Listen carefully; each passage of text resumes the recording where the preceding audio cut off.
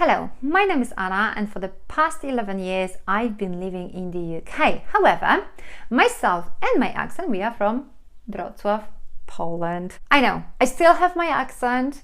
I have my own personal obsession about the accent, but I also know that it's okay to have the accent. This video is not about that. This video is about how to manage yourself if English is not your first language.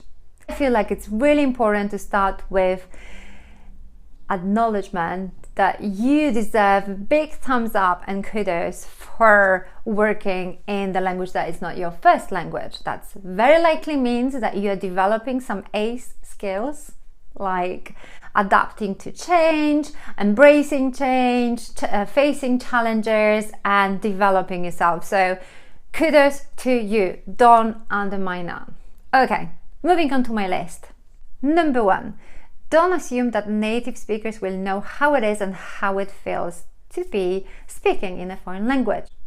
It's just, they don't have this experience. I know that for us, it's our reality, it's our everyday, but for them, it isn't. From my experience working in HR, they want to be helpful, but they just sometimes don't know how to be helpful, how to do it, or they don't know what to ask, what's okay and what's not okay. So, help others help you. You know the best what you are struggling with, what you may need, and just guide the people that you work with on those matters. For example, I've always asked my colleagues and my managers to put on a scale from 0 to 10 how easy it is for them to understand me. That was giving me on one hand reassurance, but also on the other was giving me some very valuable insights what I have to be working on. I say 90% of the time I'm absolutely fine, but sometimes when you get really excited and start talking really fast, sometimes I just have to think about it for a minute. And I was asking a person if they would like to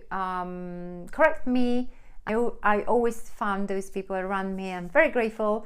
You all know who I'm talking about, so thank you. And that was great. Like from correcting my written work through my emails, so just reply back. Oh, just so you know, you've misspelled this one, or this has a different meaning. So thank you.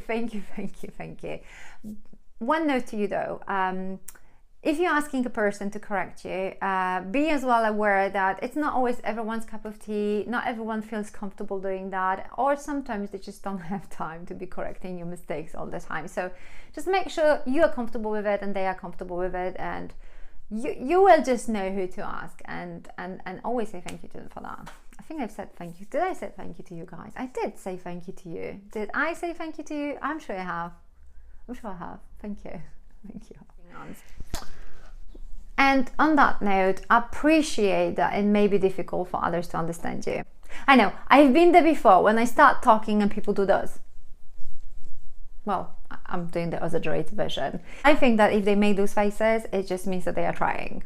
I can see people are a little bit puzzled at first when they hear me talk. So what I like doing, like I straight away tell them, in case you wonder, I'm from Poland, so I've got a Polish accent, and you know what, that really helps. Like that seems to be unlocking something, and it helps the conversation to move on more swiftly. Next point, immerse yourself in the language. Just put this awareness on when you use English and pay attention to how words are being pronounced, or how if you are working in a certain industry, read reports or articles from that industry so you can see how the sentences are being structured, what kind of vocabulary is being used, and you will see some patterns that you can more easily apply later on. On that note, my lovely foreign colleagues, this bit is just between me and you as foreigners, right? Before you wrap yourself in that nice and comfortable and safe blanket called foreigners are not being promoted, it's because of my accent that I don't progress. Consider if that wouldn't be better to take it off.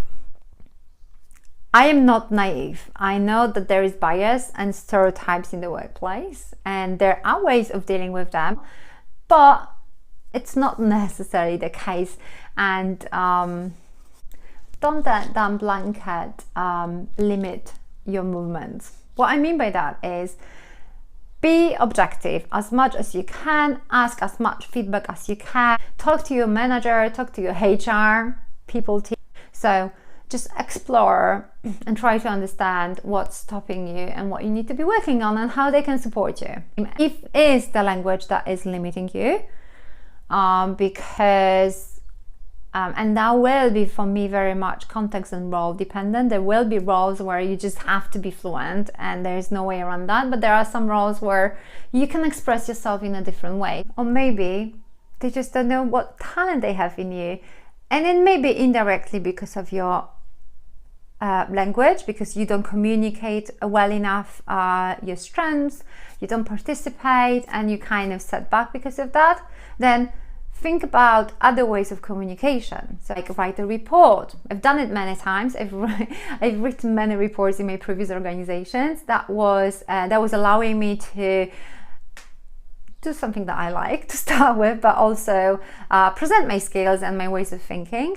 And it gave me a platform to express myself in my own time, when I could correct myself, when I could reflect, and that worked for me. So it may work for you as well.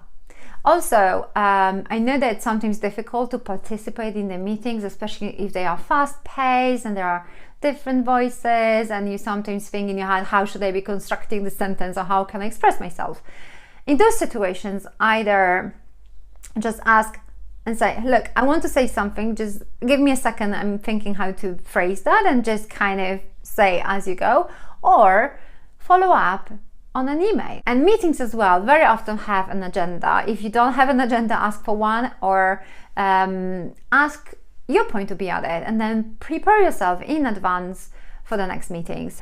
You know, when I said give yourself kudos for developing some important skills like facing a mood or facing the challenges, this may be your next opportunity to do something difficult, uncomfortable, but give it a go. If you feel like you were missing the main point, just have a one-to-one meeting after the meeting and ask a person, just say, hi, can we schedule some time? Could you walk me through it? I don't feel like I understood everything and I feel like it would be important for me to do. Or do you have a write-up, or do you have a PowerPoint presentation, or whatever that may be? Just don't leave it like, I don't get it, and you leave it. You don't have to leave it. You really don't have to leave it. Okay. And speaking about bias and stereotypes, and that's again between me and you, my foreign colleagues, let's be aware of our own biases and stereotypes. I know it's tempting and sometimes gives us a little bit of a comfort, but we know that it's not nice. But there is a nice quote by Anna Jakilasek that I like to believe that the longer term, it's not the accent you speak with, but the things you do and how you do them that speak louder for who you are and what you stand for. So knowing what you stand for is useful as well. You may want to think about it this way. What would you like? What are the 3 things that you would like to be known for? Try to use your limitation as your engine, not as your brake. Another quote by Anna Jakilasek.